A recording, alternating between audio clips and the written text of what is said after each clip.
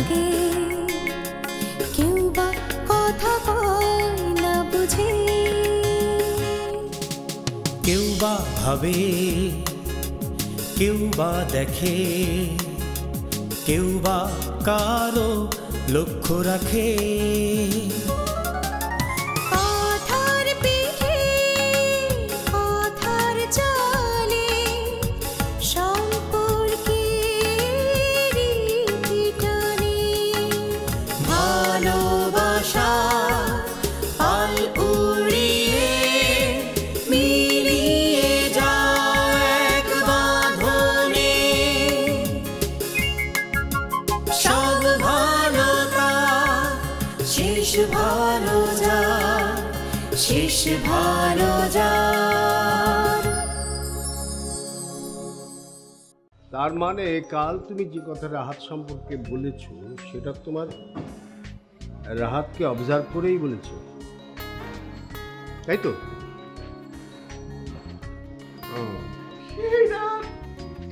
ছোট্ট একটা ভুল করেছে, তার জন্য অন্যায় অন্যায় অন্যায়। তোমার ছেলে তার বাবাকে বলেছে সে তার কথা মতো বিয়ে করবে, এবং পরদিনই সে তার মুখের উপরে আমাকে অপমান করে গেছে। তুই যার বিয়ের শপিং করে বেড়াচ্ছিস তার বিয়ের ডেট ফাইনাল হয়ে গেছে। আজকে শিমুর মায়ের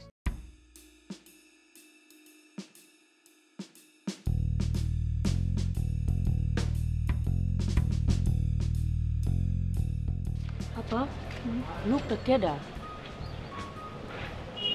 এরকম কোনো লোকে তো এবারের সামনে কোনোদিন দেখি নাই।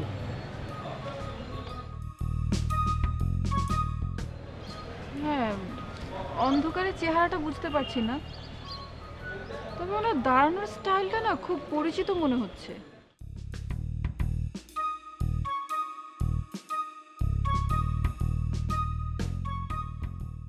আপা চলেন যাই দেখে আসি। না রে, শুভ কাজে কোনো বাধা থাকতে নেই, পরে যাচ্ছি। আচ্ছা এখন চল।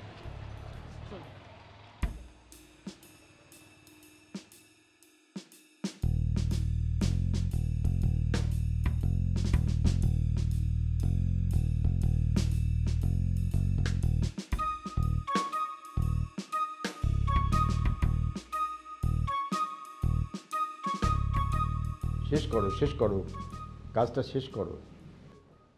তাহলে বিষয়টা হলো স্যার, আপনি আপনার সমস্ত সম্পত্তি দান করতে চান, তাই তো? দান করবো মানে? আমার সম্পত্তি আমি মানুষকে দান করে দেব?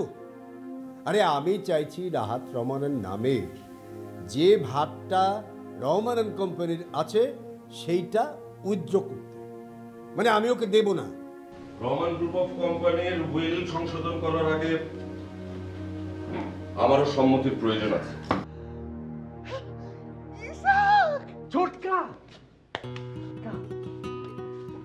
আমার সম্মতির প্রয়োজন আছে এই কারণে যে রহমান গ্রুপ অফ কোম্পানির প্রধান ইনভেস্টর ছিলেন আমাদের দুজনের বাবা আব্দুর রহমান সাহেব, আমার দাদা। রাইট।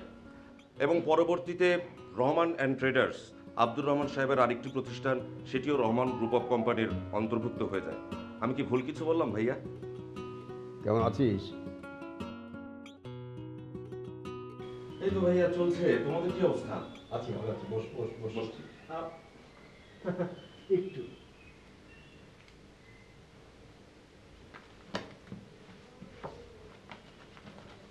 ধন্যবাদ। আচ্ছা ভাইয়া, কি হয়েছে কি বলো তো একটু খুলে। আচ্ছা আমি কি সত্যি সত্যি এই সম্পত্তি ভাগ করতে বসেছি নাকি আমার ছেলেকে ত্যায্য করতে বসেছি? হ্যাঁ দেখিস না, তোর ভাই জাকির অ্যাসিস্ট্যান্ট পাঠিয়েছে, নিজে আসেনি। আমি একটু তোমার ভাতিজাকে লাইনে আনার চেষ্টা করেছিলাম, এই যা। ও, তার মানে তুমি বাবুকে? আরে না না, আমি ওকে ওই বুঝতে পারছো না, ওকে একটু ঠিক করার জন্য একটা নাটকের আয়োজন করেছিলাম। তা কে শোনে কার কথা, সে তো তার মতোই চলছে, আর আমার তো আর কিছু করার নেই। আচ্ছা তুই হঠাৎ করে এরকম কাউকে কোনো খবর টবর না দিয়ে চলে আসলি, জিনিসপত্র কোথায়? ভাইয়া আমার তো আর তোমার মতো সংসার সন্তান নেই যে সবসময় এক গাদা জিনিসপত্র বয়ে নিয়ে চলতে হবে। আর না থেকে অবশ্য ভালোই হয়েছে, নইলে তো আমাকেও তোমার মতো এমন নাটক সাজাতে হতো। স্যার উইলটা কি হবে? আরে না না, তুমি জাকিরের কাছে রিপোর্ট করলে ওই তোমাকে সব বলে দেবে। তুমি এখন বরং যাও। তাহলে আমি আসি স্যার। আসসালামু আলাইকুম। ভালো থাকবেন। তবে বল, কাউকে কিছু না বলে হঠাৎ হুট করে চলে আসা কি অর্থ? না তা তুই হঠাৎ করে কি কি মানে উদ্দেশ্যটা কি? কারণ আর যেটাই থাকুক না কেন ভাইয়া, তোমার এই কোম্পানির এমডি পদ বা তোমার এই কোম্পানির প্রতি আমার কোনো লোভ নেই, এই বিষয়ে তুমি নিশ্চিত থাকতে পারো। তাহলে এবার কি ছাদনাতলায় যাওয়ার সময় হবে তোমার?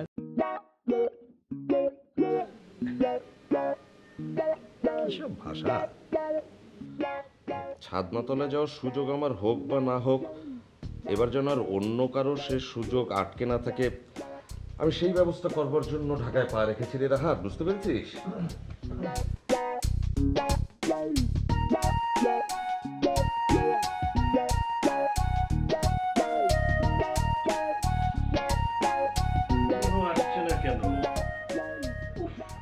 এত ছটফট করো না তো, বসে ঠান্ডা হয়ে। কি হলো, বসো তো।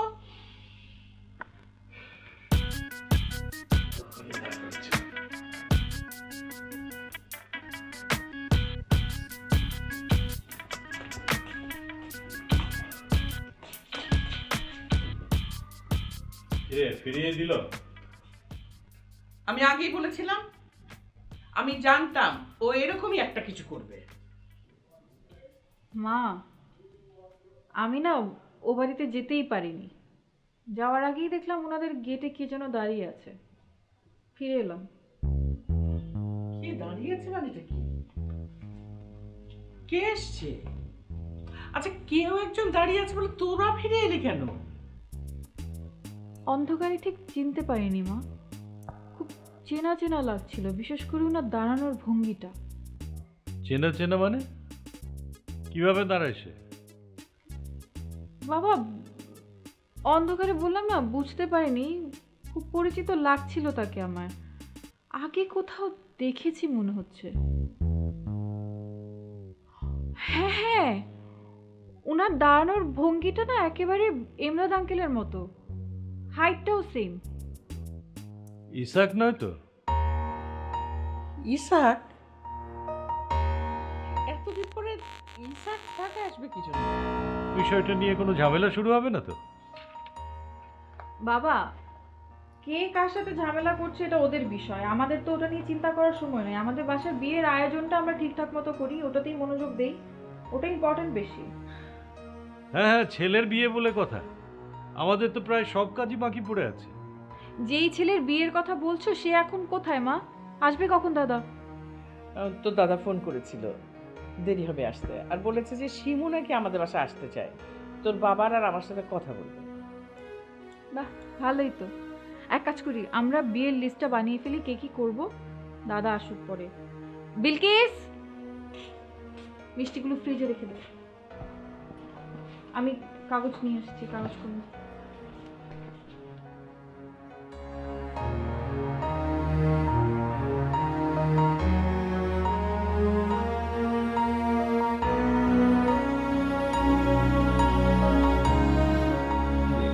তুই এখানে চুপচাপ দাঁড়িয়ে আছিস, মন খারাপ নাকি? না, এমনি দাঁড়িয়ে আছি। তোর সঙ্গে একটু জরুরি কথা বলতে চাচ্ছিলাম। হ্যাঁ বলো না। আরে তুই নিশ্চয়ই বুঝে ফেলেছিস যে আমার এবার দেশে আসার কারণটা কি। আমি আসলে তোর এবং চুমকির ব্যাপারে একটা সেটেলমেন্টে যেতে চাই, যেটা নিয়ে আমি, হ্যাঁ, তোর প্যারেন্টসদের সাথে কথা বলবো। আমি সে বিষয়ে কিন্তু ডেফিনেট। আরেকটা ব্যাপারে আমি একটু ওরিড, কথাটা আমি কিভাবে বলবো। কি সেটা বলে ফেলো। না, তুই তো জানিসই যে চুমকিদের বাড়ির সঙ্গে আমার একটা বাজে ঘটনা আছে। তা আমাকে আর কি ওই ঘটনাটা খুব ডিস্টার্ব করেছে। আমার ক্যারিয়ারের জন্য, আমার লাইফের জন্য। আমি একদম ঠিক সেই জায়গাটা থেকে আমি চাই না মানে তোর লাইফে এরকম একটা ব্যাপার ঘটুক। আমি সে কারণে ভাইয়া ভাবির সঙ্গে কথা বলতে চাই।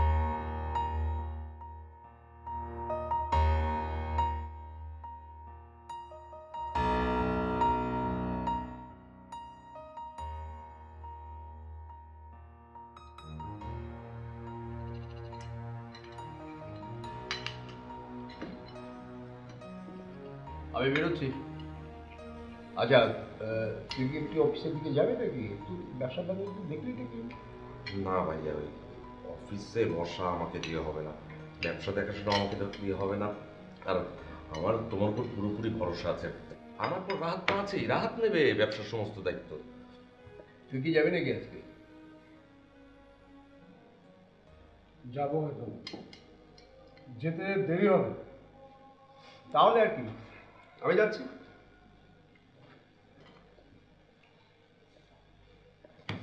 এই যে যাবে কি যাবে না আমাকে একটু জানি।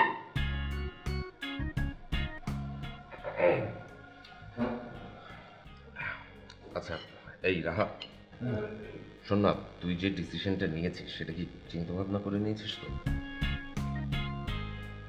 জি।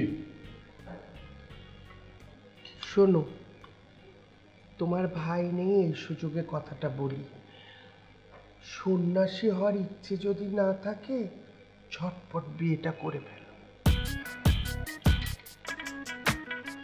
ভাবি, তুমি তো জানোই আমি তো বিয়ে করতেই চেয়েছিলাম, কিন্তু তোমার হাজবেন্ডের শর্তের কারণেই বিয়েটা করা হয়ে উঠল না।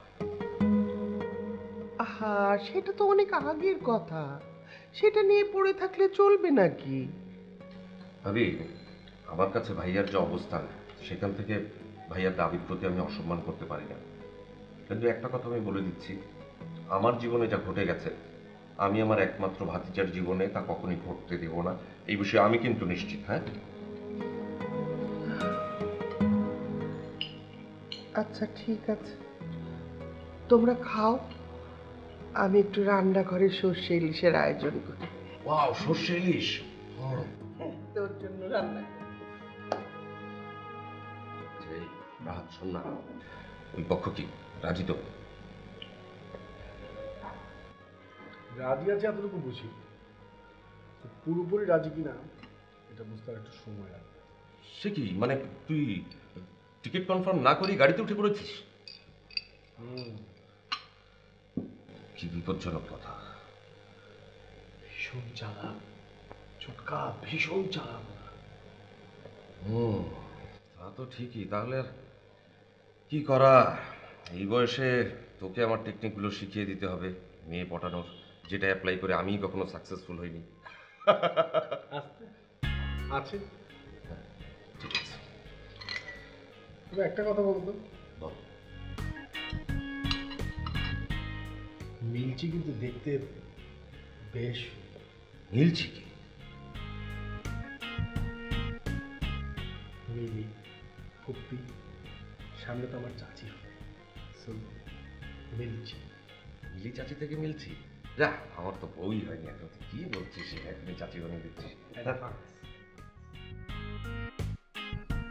বাবা, লোকমান চাচাদের নামটা লিখো কিন্তু।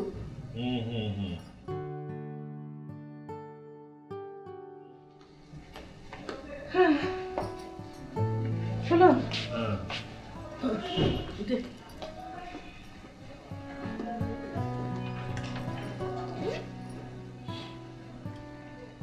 এই দেখো তো কারণ নাম বাদ পড়লো কিনা। শোনো শোনো, আমার এখন এগুলো দেখার সময় নাই, আমি পরে এসে দেখবো। তুমি একটা কাজ করো, ওই তোমার আত্মীয় স্বজনের লিস্টটা করা হয়ে গেলে তুমি বরং এই পাড়া প্রতিবেশীদের লিস্টটা করে ফেলো। হ্যাঁ, তুমি বলো তো, আমি এক্ষুনি লিখে ফেলি।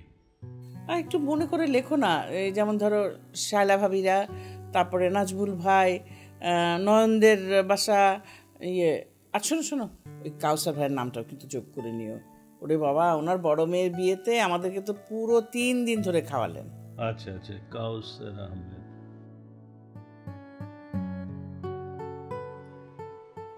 বাবা, মা, দাদা বোধহয় কিছু বলবে। হ্যাঁ বল। আসলে মা, আমার মনে হচ্ছে আমার বিয়েতে পাড়ার সবাইকে বলা উচিত। হ্যাঁ হ্যাঁ, সবাইকে তো বলা হবে, সেটাই তো তোর বাবা লিস্ট করছে। আমরা কি কারো নাম বাদ দিয়ে ফেললাম না কি? না মানে সবাই নামে তো লেখা হয়েছে, যে শুধু রাহাতদের বাড়িটা।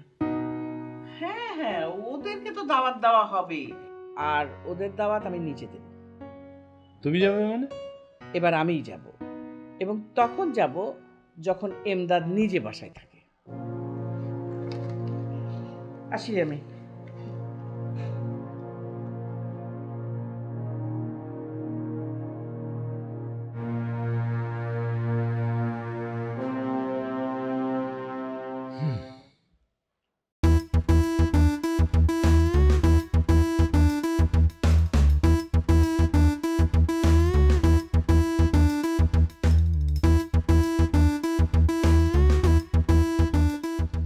খবর কি বলেন? নতুন কোনো খবর নাই। খালু জানের ভাইজানদের ত্যায্য করার শখ মিটা গেছে। মানে বিস্তারিত বলেন তো। না গিয়া কি উপায় আছে? হ্যাঁ, ওই যে জোকের মহৌষধ লবণ যে চলে আইছে। লবণ? তার মানে যে গেটের সামনে ব্যাগ নিয়ে দাঁড়াইছিল তিনি? হ্যাঁ, তিনি আমাদের ইসাক চাচা, আমাদের খালু জানের ছোট ভাই।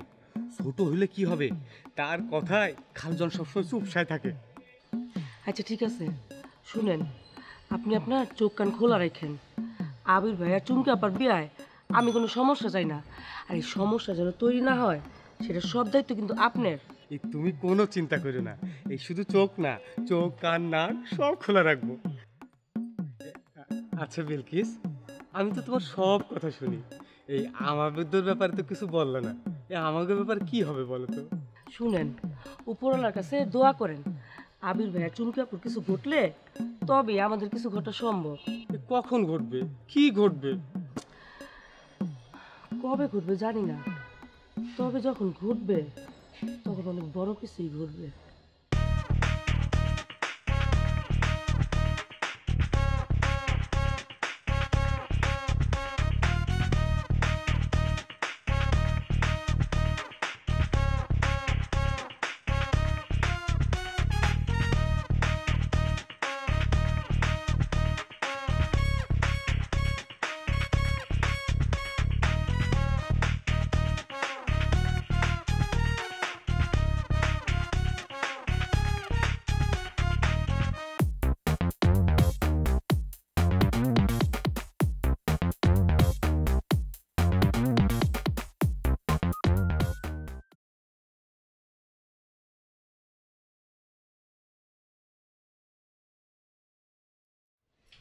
হ্যালো।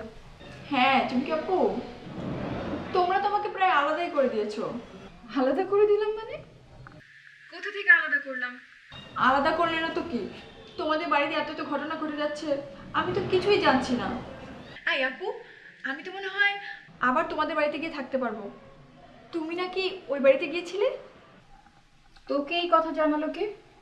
না সেটা তো বলা যাবে না আপু। মনে করো তোমাদের বাড়িতে আমি একটা গোয়েন্দা রেখে এসেছি। যাক, তোর গোয়েন্দা থাকলে তো আমাদের জন্য ভালোই, কোনো সমস্যা নেই। তবে তোর গোয়েন্দার পারদর্শিতা নিয়ে একটু প্রশ্ন আছে। বিলকিস তোকে অর্ধেক কথা কেন জানালো সেটা কিন্তু বুঝতে পারলাম। এই রে, ধরা পড়ে গেলাম। কিন্তু আপু, তুমি অর্ধেক কথা বলছো কেন? আমরা ওই বাড়িতে রওনা দিয়েছিলাম ঠিকই, কিন্তু আমরা ওই বাড়িতে পৌঁছাতে পারিনি। পৌঁছাতে পারিনি মানে? এই মিম শোন, আমি তোকে একটু পরে কল দিচ্ছি, তুই লাইনটা কাট। হ্যাঁ বলো না, মানে কেন পৌঁছাতে পারোনি? আরে বলছি আমি কল ব্যাক করছি, তুই লাইনটা কাট।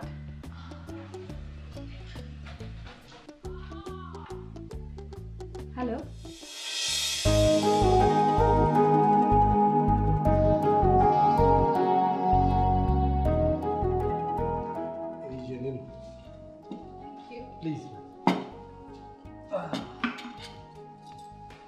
আচ্ছা শুনুন, আমাদেরকে না অনেক কিছু করতে হবে, মানে বিয়ের তো অনেক কাজ, শপিং থেকে শুরু করে কুকিং পর্যন্ত, আবার শেষ পর্যন্ত অতিথিদের জন্য ডাইটিং এর ব্যবস্থা, অনেক কিছু। তাহলে তো মানে আমাদের একটা পুরো তালিকা করে আসলে কাজে নামা উচিত।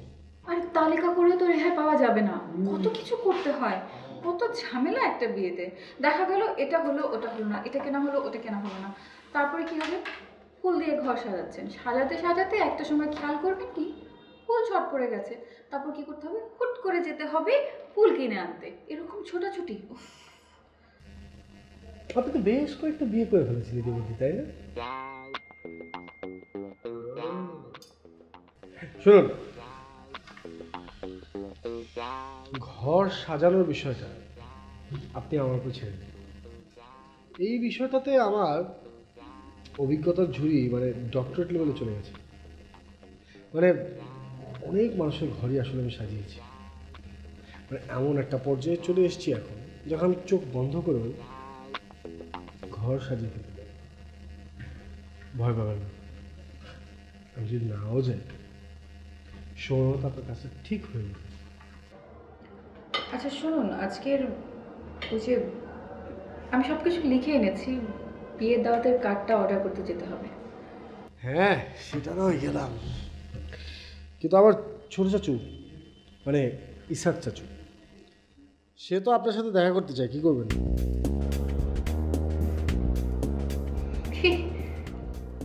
আমার সাথে? মানে আমার সাথে কেন দেখা করতে চাইবে, কি দরকার? সেটা নয়, তাকে জিজ্ঞেস করবেন। তবে আপনাকে আমি একটা গোপন কথা বলে দিচ্ছি। এটা কিভাবে কিভাবে তোমার মা এত সহজে রাজি হয়ে গেল বলো তো? আমি হলে তো পারতাম না। আমার মা তো এরকমই। কদিন পর তুমি যখন আমাদের বাসায় যাবে তখন দেখবে যে আমার মা বাবা কত ভালো। আমাদের যে কোনো প্রয়োজন না আমার মা বাবা একদম মুহূর্তের মধ্যে মিটিয়ে দেয়। অপমানিত হলেও আমি আরো একবার দেখতে চাই যে এমদাদ কত নিচে নামতে পারে। হ্যাঁ বাবা, তুমি এত টেনশন করছো কেন? মা কলেজে কত কঠিন কঠিন সমস্যা এভাবে সমাধান করে ফেলে। তোমরা দুজন মিলে দুজনের সাথে দেখা করতে চাইলে, এখন তোমরাই বলছো তোমাদের দেখা করবার কি কোনো কারণ ছিল না? কোর্স না